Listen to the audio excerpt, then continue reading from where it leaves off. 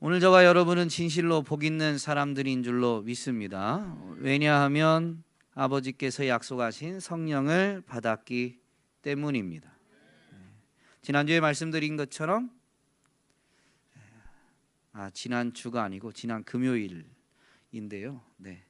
제가 이렇게 저도 기억력이 안 좋습니다. 어쨌든 지난 금요일에 또 말씀을 증거했는데 기도의 응답은 바로 다른 데 있는 게 아니라 성령을 주신 것임을, 우리는 성령을 받았는데 그 약속이 이루어지는 것을 체험했기 때문에 우리는 진실로 복 있는 자들인 줄로 믿습니다.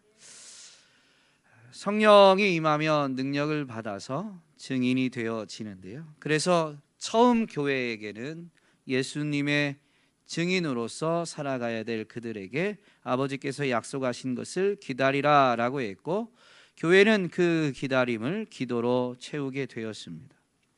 그래서 마가다락방에 모여서 기도하던 이 처음 교회 제자 공동체는 기도하다가 오늘 본문의 사건이 이제 일어나게 되는데, 기도하던 그들은 제자 공동체 중에 특별히 사도 12제자가 사도가 되는데, 그 사도 중에 결혼이 있어서 12이 아닌 11만 모이게 되었는데요. 결혼된 그 자리를 충원하고자 합니다. 이 사건에서 이루어지는 이야기를 통해서 오늘 우리는 사실 결혼이 되었던 그 가룟 유다가 본래는 12사도의 한 자리를 차지하고 있었고, 그가 안타깝게 그 자리를 놓치지만 않았으면 정말로 약속하신 성령을 받고, 그래서 사도로서 초대교회를 든든히 세우는 일에 쓰임받게 되며, 그 일은 땅에서만이 아니라 하늘에서까지도 영광스러운 이름이 되어질 것이었는데 그러하지 못했다라는 것이죠. 그래서 이 부분을 통해서 오늘 우리도 약속하신 성령을 받았는데 어떻게 하면 더 성령으로 충만해져서 우리가 사도라는 직분을 받는 건 아니지만 그 사도들처럼 성령 충만한 은혜를 누리면서 예수의 증인으로 쓰임받고 하늘에서도 영광스러운 그 이름을 가지게 되는지, 아니 하늘에서 영광을 받게 되는 그 상을 얻게 되어질지를 배우게 되는, 되새기게 되는 시간이 되기를 주님의 이름으로 소망합니다. 여러분, 가룟 유다는 어떤 사람이에요? 조금 전에 말씀드린 대로 12제자 중에 한 명이었습니다. 즉 그 얘기는 가룟 유다는 예수님과 함께 대략 3년 정도 훈련을 받은 사람입니다. 3년 동안 훈련 받다가 이제 예수님의 사역 막바지 마지막에 예수님을 배반하고 예수님을 제사장들에게 팔아버리게 되죠. 그런데 그것이 잘못되었다라는 것을 뉘우치긴 했지만 끝내 회개하지는 못하고 목을 메고 자살해서 그 자리, 영광스러운 자리를 놓치게 된 사람입니다. 그러므로 훈련은 받고 영광스러운 자리는 놓치게 되었으니 가장 불행한 사람, 가장 불쌍한 사람이다라고 말할 수가 있습니다. 오늘 우리도 믿음을 선물로 받아서 구원의 은혜를 받았습니다. 구원받은 것도 놀랍지만 엄청난 은혜이지만, 구원받은 자들은 이제 이 땅을 사는 동안 믿음이 자라가는 연단의 과정, 즉 훈련의 과정을 거치게 되고, 그 훈련을 통해서 하나님의 나라와 복음을 위한 사명자로, 증인으로 쓰임받게 되며, 그래서 결국엔 하나님 나라에서, 천국에서 영광스러운 자리에 이르게 됩니다. 그런데 훈련을 받다가 중도 탈락한다, 훈련은 받았는데 쓰임받지 못한다라고 하면 너무 안타까운 일인 것이죠. 가룟 유다만의 일이 아니라 오늘 우리의 이야기가 될 수도 있다라는 것을 두렵고 떨림으로 이 말씀을 받으면서 우리는 그러한 실수를 우를 범하지 않고 그를 반면교사 삼아서 정말로 더욱 성령 충만함으로 나아갈 수 있어야 되겠습니다. 가룟 유다, 이 불쌍한 사람의 결과에 대해서 베드로는 시편의 예언의 말씀이 성취된 것이다 라고 선포하게 됩니다. 그러면서 20절에서 시편에 기록하였으되 라고 하면서 시편 말씀을 인용하는데, 이 시편 말씀은 69편 25절 말씀과 109편 8절 말씀이죠. 다윗의 시입니다. 시편은 메시아에 대한, 즉 그리스도에 대한, 즉 예수님에 대한 예언으로 가득해 있습니다. 특별히 다윗의 시가 더욱 그러한데요, 다윗의 시에 메시아라는 용어나 그리스도라는 용어 또는 심지어 예수라는 이름이 등장하지는 않습니다. 그저 다윗의 시를 보면 자기 자신의 고백이에요.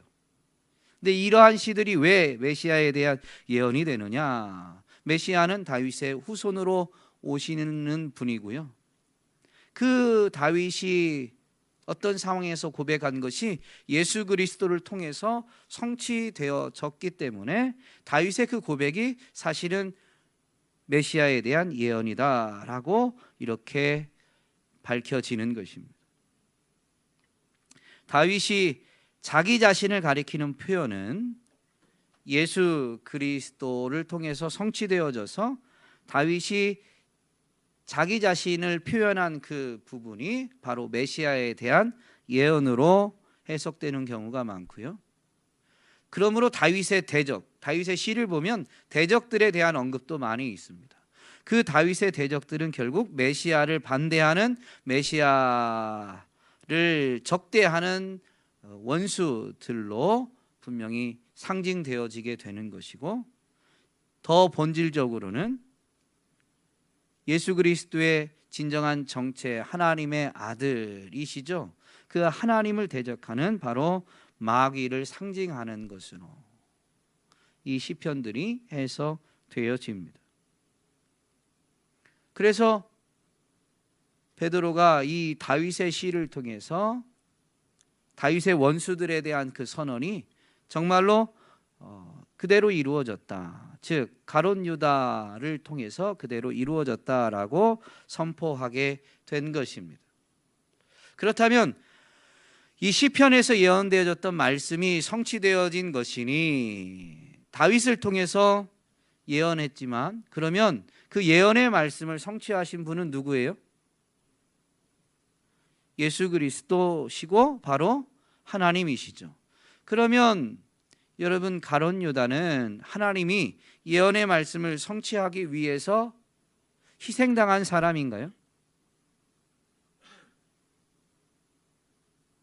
종종 성경을 알기는 아는데 예수님을 믿지 않는 사람들이 그렇게 이야기하면서 그런 하나님을 믿을 수 없다, 어떻게 사람의 고귀한 한 사람을 희생시켜서 자기 뜻을 이루느냐라고 하면서 하나님을 반대하고 끝까지 거부하는 사람들이 있습니다. 오늘 우리도 이러한 하나님에 대해서 의문을 갖는다면 우리는 우리 자신을 더욱 돌아봐야 됩니다. 베드로의 선언을 보면 25절 후반부에 보면 사도들은 분명한 믿음의 시선을 가지게 되었는데 뭐라고 하냐면요, 유다는 이 직무를 버리고, 하나님이 빼앗은 게 아니라 유다가 버렸다라는 것을 분명히 선포하고 있습니다. 그가 버리고 그가 갈 곳으로 자기가 갔다라는 것입니다.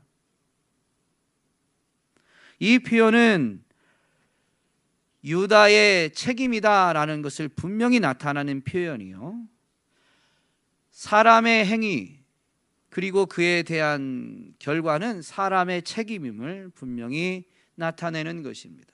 물론 온 땅의 주인은 하나님이시고 하나님은 주권적으로 역사를 주관하십니다. 그리고 하나님은 말씀하신 걸 분명히 이루시는 분이시죠.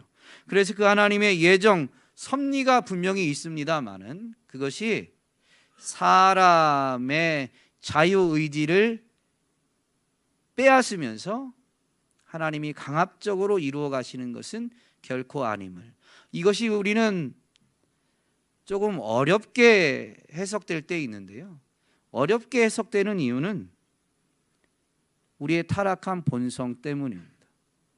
우리는 책임을 좀 모면하려는, 우리 자신을 조금 더 정당화하려는 것 때문에 자꾸 하나님의 주권, 하나님의 섭리를 핑계하지, 사실 하나님은 주권적으로 역사하셔도 사람의 자유의지를 한 번도 강압적으로 침해하신 적이 없습니다.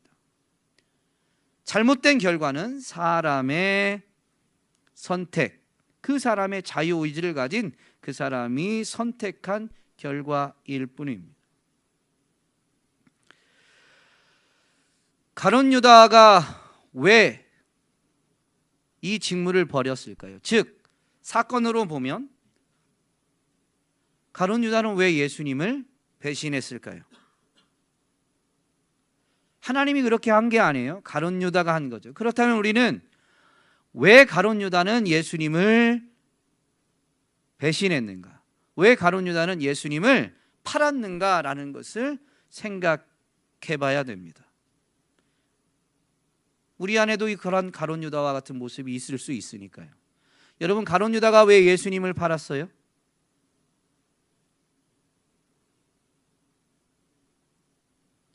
조금 더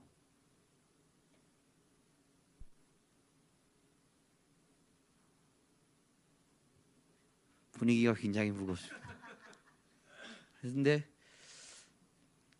무거운 질문을 던지겠습니다. 여러분은 왜 예수님을 팔진 않죠? 우리는 팔았다고 생각은 안 할 겁니다.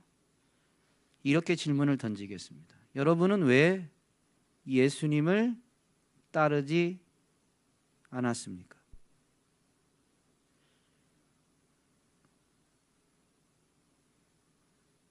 내 생각이 주님 생각, 주님 뜻.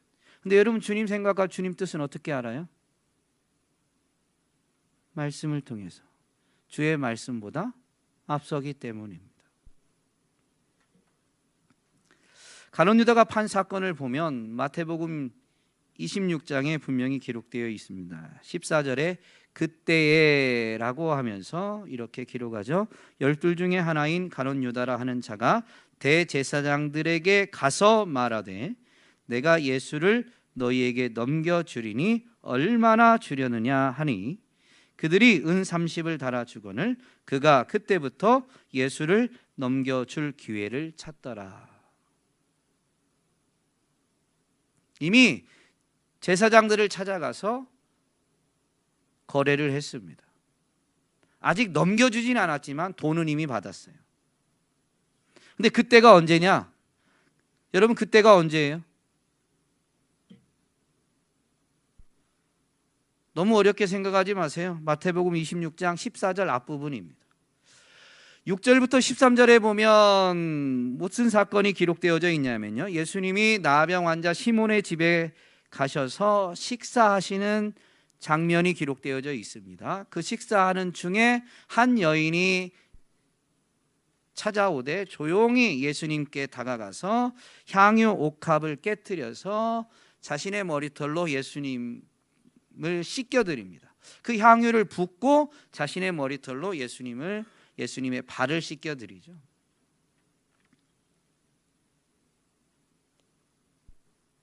그때 제자들이 뭐라고 말해요? 그렇죠. 300데나리온에 해당할 만큼 이 가치 있는 것을 왜 허비하느냐라고 합니다.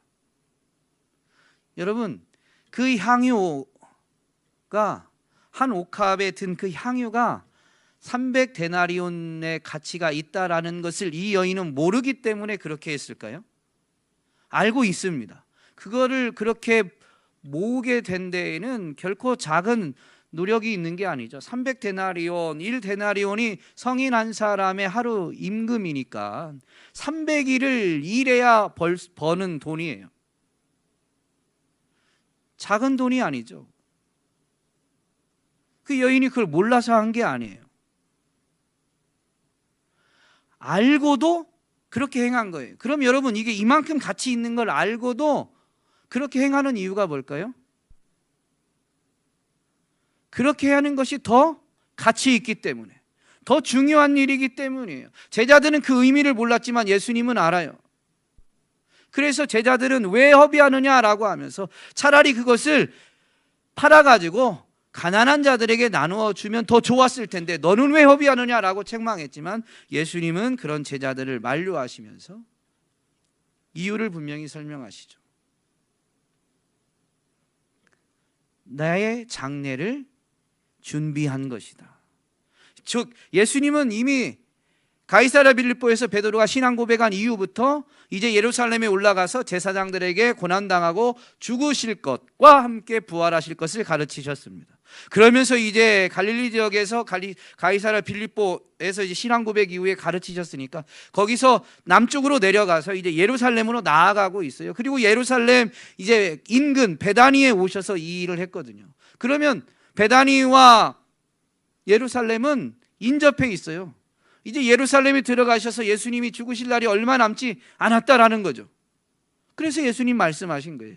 이미 예루살렘에 올라가서 죽으실 것을 가르치셨기 때문에 그 여인의 행동은 이제 앞으로 얼마 남지 않은 자신의 죽음을 여인은 미리 준비한 것이다 라는 걸 말씀하셨어요.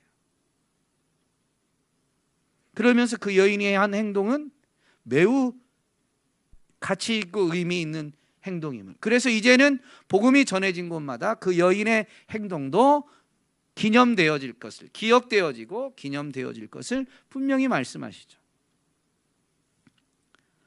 바로 그때에 가룟 유다는 예수님을 팔려고 했습니다. 생각만이 아니라 그때에 가룟 유다는 대제사장들에게 가서 내가 팔 건데 예수님을 넘겨줄 테니까 너희 얼마 줄래? 라고 거래를 하고 돈을 받았으니 거래가 성사된 겁니다. 예수님을 넘길 기회를 보고는 있지만 사실 가룟 유다는 이미 넘긴 거죠. 요한복음 12장 4절에서는 이것을 조금 더 영적인 관점에서 평가하고 있습니다. 제자 중 하나로서 예수를 잡아줄 가룟 유다가 말하되 이 향유를 어찌하여 300데나리온에 팔아 가난한 자들에게 주지 아니하였느냐 하니. 여기까지는 똑같죠. 물론 마태복음에서는 가룟 유다라고 특정인을 언급하진 않지만 요한복음은 분명히 가룟 유다라고 언급하면서 이어서 이렇게 기록합니다. 이렇게 말함은 가난한 자들을 생각함이 아니요 그는 도둑이라 돈꾀를 맞고 거기 넣는 것을 훔쳐가미러라. 돈꾀를 맡은 자로서 그렇게 예수님이 사역하시는 동안 하나님 나라를 가르치실 때에 예수님은 가난한 자들을 찾아가시고 그들과 함께 하셨습니다. 그들과 식사하시면서 그들을 돌보셨죠.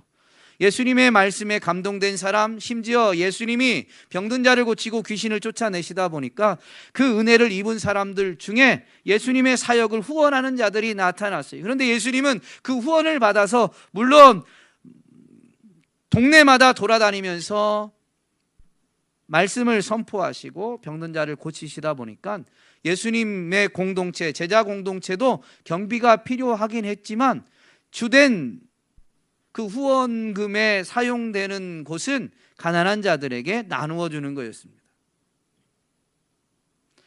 그래서 그 돈꾀를 맡은 사람이 가룟 유다였고 가난한 자들에게 나눠주는 일을 하지만 그 중에 일부는 자기가 취하게 된 거죠. 아무도 모르게. 그런데 요한복음은 이런 가룟 유다의 행동을 뭐라고 하냐면 도둑이라고 했습니다. 여러분 3년 동안 티 안 나게 했다면 여러분 가룟 유다는 그 맡은 돈꾀에서 많이 빼갔을까요? 아니면 조금씩 빼갔을까요? 티 안 나게 조금씩. 예를 들면 100만 원이 들어오면 예입니다. 예. 성경에는 없어요. 성경은 이걸 자세히 언급하진 않습니다. 예인데 100만 원이 들어오면 95만 원을 나눠주고 5만 원은 내가 갖는 거죠. 내가 사람들 찾아다니면서 예수님의 이름으로 이걸 전해주는데 내가 이거 하다 보니까 나도 좀 수고하지 않았나. 다른 제자들은 가만히 있는데 나는 돈깨를 맡아서 일일이 사람들 찾아다니면서 이거 나눠주니까 오늘날로 말하면 기름값 정도는 내가 좀 써도 되는 거 아닌가. 옛날엔 도 보니까 제자들은 지금 저기에 있고 나는 가난한 사람들 찾아가면서 나눠주니까 신발 한 켤레는 내가 더 여기 이 돈으로 내가 사도 되지 않는가 라고 생각한 겁니다. 물론 이게 공동체 안에서 결정해서 했다면 도둑이라고 하지 않겠죠. 그런데 자기가 임의로 하는 거예요. 가룟 유다가 돈깨를 맡았으니 분명히 수고한 건 맞습니다. 남들보다 더 계산해보고 따지고 이걸 나누는 일을 직접 감당해야 되니 더 헌신한 것, 더 봉사한 건 맞아요. 그런데 그것이 공로가 되면서 어떤 대가를 자기가 스스로 취한다라고 하면 여러분 그것은 정당한 대가가 아니라요. 성경은 뭐라고 말하면 도둑질이라고 말합니다. 오늘날 교회 안에도 이런 우를 범하는 사람들이 있을 수 있습니다. 누가 제일 많이 그럴까요? 누가 제일 많이 그래요? 보통 이러면 정답은 저요입니다. 그래서 제가 정답을 말씀드립니다. 목사가 그렇습니다. 교회의 모든 것은 목사의 소유도 아니고 분명히 하나님의 것입니다. 그런데 사람은 자꾸 자기가 수고한 것에 대한 정당한 인정을 받기를 원하고 나아가서 대가를 받기를 원합니다. 목사가 가장 많이 그러하죠. 그런데요, 목사가 제일 많이 그렇다고 해도 여러분에게 정답은 목사가 저러면 안 되지가 아니라 나도 그럴 수 있는데 라는 겁니다. 어쨌든 가룟 유다는 결국 가난한 자들을 진짜 생각한 게 아니라 그 중에 일부를 내가 가질 수 있었다라는 욕심 때문이고, 그동안은 예수님이 어떻게 하셨어요? 후원이 들어오는 거 가지고 가난한 자들을 섬겼는데 이제 자신의 죽음을 이야기하며 이러한 일이 이제 얼마 남지 않았음을 말씀하신 거예요. 그러니까 돈에 대한 욕심 때문에 가룟 유다가 이제 이 예수님을 팔고자 합니다. 요한복음 13장에서는 이러한 가룟 유다의 행동에 대해서 이렇게 이야기합니다. 마귀가 벌써 시몬의 아들 가룟 유다의 마음에 예수를 팔려는 생각을 넣었더라. 여러분, 사탄이 어떻게 역사하냐면요, 하나님도 우리 인생의 자유의지를 침해하지 않으시기 때문에 귀신도 사탄도 사람의 자유의지를 한 번에 빼앗아 가지 못합니다. 사람이 자꾸 악한 영에게, 귀신에게 자신의 마음을 내어주고 자신의 자유의지를 내어주기 때문에 제압당할 수는 있어요. 종종 귀신 들린 사람을 요즘 시대는 보기 어렵지만 예전에 보면, 뭐 엄청 예전이 아니라 보신 적이 있으신 분도 있으시죠? 없으세요? 우리 권사님은 있으시죠? 그런데요, 그게 한순간에 그러는 게 아니에요. 자꾸 생각이 어두운 생각, 안 좋은 생각, 근데 그 생각을 자기가 자꾸 받아들여요. 그리고 정말로 그렇다고 자기가 동의해요.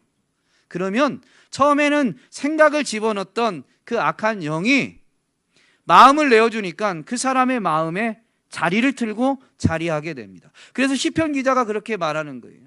복 있는 사람은 악인의 꾀가 뭐예요? 악인의 생각을 따르지 않는 겁니다.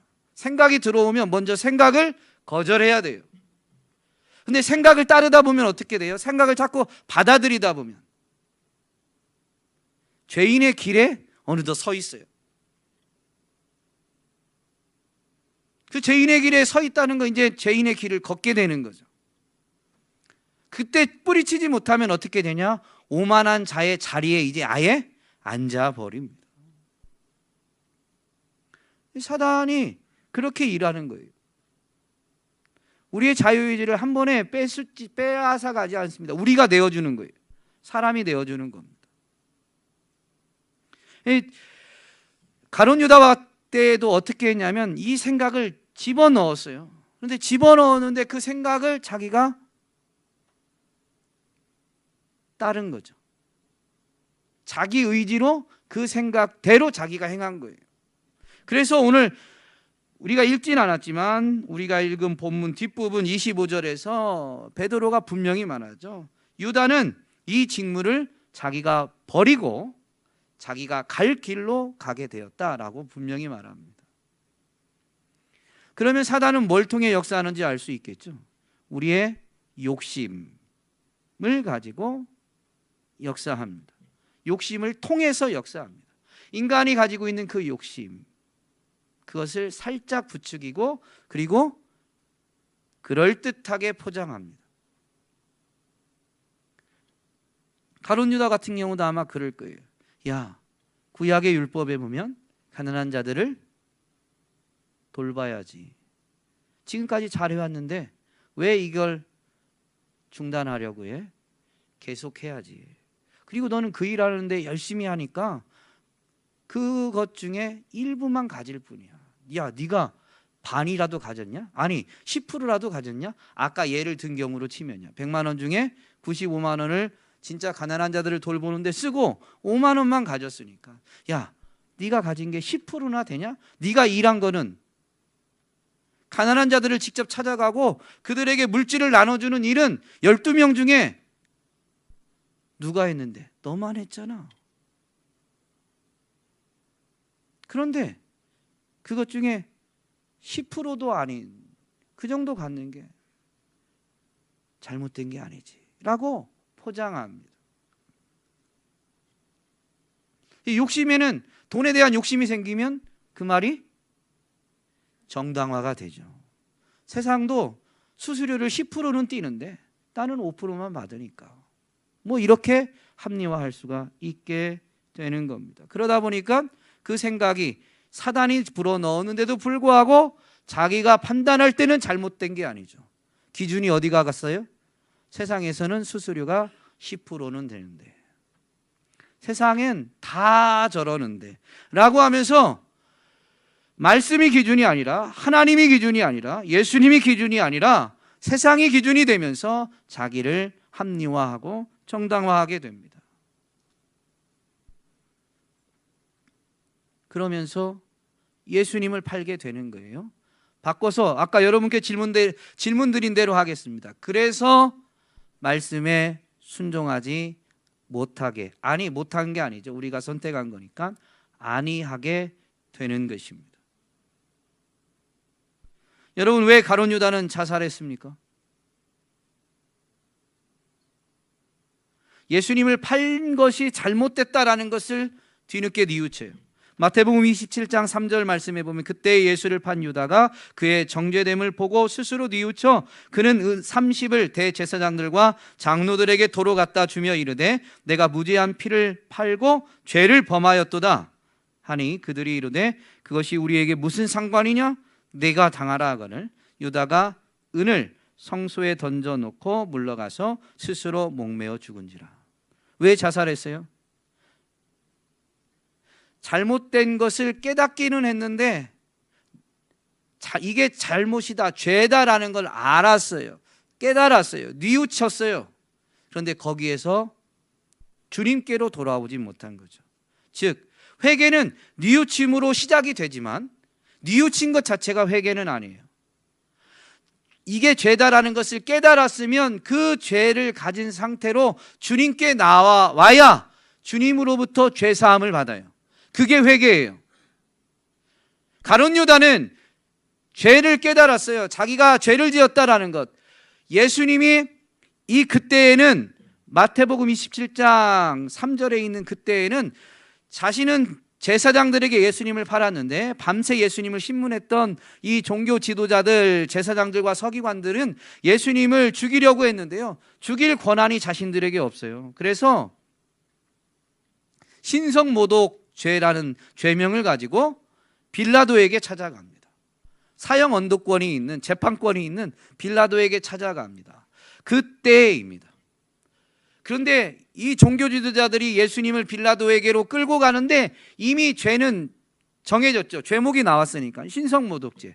그런데 유대인들에겐 이게 사형에 해당되지만 로마법에서는 아직 모르는 거죠. 종교 지도자들은 예수님을 완전 사형에 해당되는 죄인으로 취급하면서 끌고 갔고, 그런 모습을 보자 가룟 유다가 자신의 죄를 깨닫게 돼요. 자신의 욕심에 의한 그 작은 한 번의 행동 때문에 죄가 없는 분이 죄인이 되어서 이제 죽게 되는구나 라는 게 눈에 보이게 된 거죠. 그러니까 내가 잘못했구나 라고 그때서야 깨닫게 됩니다. 그런데 깨닫긴 했는데 돌아서지 못했어요. 왜요? 왜 깨달았는데 돌아서지 못했을까요? 여러분, 죄의 무게는 사람이 감당할 수가 없습니다. 죄가 깨달아졌다고 해서요 돌아설 수 있는 게 아니에요. 그러면 정말로 그냥 나이 먹은 모든 연장자들은 완전히 다 성인이 돼야죠. 여러분, 사람은 죄의 무게를 감당할 수가 없습니다. 그래서 죄가 깨달아지는 순간, 죄의 무게를 깨닫는 순간요 돌아서는 게 아니라 그 자리에 주저앉아요. 그런데 그것이 너무 무거우니까 그냥 괴로워만 하다가 어떻게 살 길을 모색하냐면 자기를 합리화하고 정당화합니다. 핑계하고 변명합니다. 여러분, 죄가 깨달아진 다음에 죄로부터 돌아서서 주님께 나오는 힘은 성령의 역사입니다. 성령의 역사입니다. 가룟 유다는 왜 예수님께 나오지 못했느냐? 성령을 받았던 사람이지만 성령을 그동안 거부했기 때문이에요. 예수님이 뭐라고 말씀하세요? 예수님을 배신하는 죄도 용서함을 받습니다. 하나님이 용서 못할 죄가 없어요. 그러나 용서받지 못하는 죄가 있는데, 아니 하나님은 용서하지 못하는 죄가 없는데 용서받지 못하는 죄가 있다라고 하죠. 그 죄가 뭐냐면 성령을 모독하는 죄, 즉 성령을 거부하는 죄입니다. 사람이 스스로 성령을 거부하니까 성령님의 도우심, 성령님의 은혜를 받을 수가 없어요. 그러니까 죄를 이게 잘못된 거구나라는 것을 깨닫기까지는 하는데 거기서 돌이켜서 예수님께로 나오는, 주의 십자가 앞으로 나올 수 있는 힘은 성령님으로부터 받지 못하게 되어서 결국은 죄를 깨닫긴 했지만 죄의 무게로 말미암아 죄의 결과만 받게 됩니다.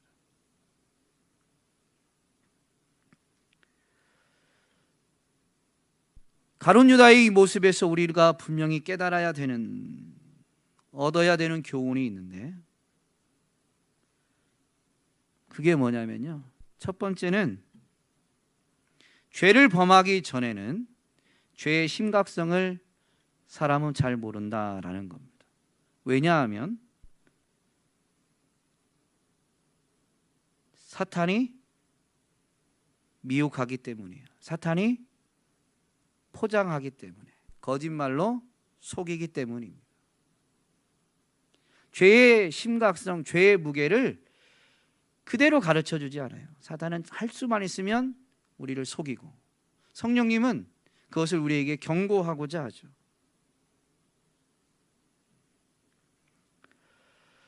죄를 범한 다음에 죄의 무게를 실감하게 됩니다. 오늘날은 세상이 기준이 되면서 죄에 대한 심각성을 세상이 기준이 되는, 즉 그것도 사단의 역사인데요, 그러면서 점점 죄를 민감하게 깨닫지 못하는 시대가 되었습니다. 그러나 정말로 죄를 범하면 죄 지은 사람은 양심의 화인을 맞지 않은 이상은 분명히 불안과 두려움에 사로잡히게 됩니다. 누구도 떨쳐버리지 못합니다. 죄를 깨달은 가룟 유다는 자기가 돌이켜보려고 받았던 돈을 가지고 제사장들에게 찾아가지만 네가 스스로 해결하라는 거예요. 네가 죄에 대한 몫을 감당해라 라는 거죠. 그러니까 가룟 유다가 어떻게 하고 돌아가요? 은 30을 성소에 던져버리고 돌아갑니다. 죄를 짓기 전에는 그 돈 때문에 죄를 지은 거예요. 돈에 대한 욕심 때문에. 욕심이란 단어가 좀 불편하시면 그럴듯하게 포장해 드리겠습니다. 죄에 대한 열심, 죄에 대한 열망, 부자에 대한 소원 때문입니다. 그것 때문에 불의한 방법으로라도 그것을 얻으려고 한 거예요. 그런데 얻고 나니까 어때요? 죄가 깨달아지는 순간 어때요? 그게 귀하지가 않아요. 무슨 말이냐면요, 죄를 짓기 전에는 그렇게 원했던 것이 죄를 통해서 얻어지는 순간 그것은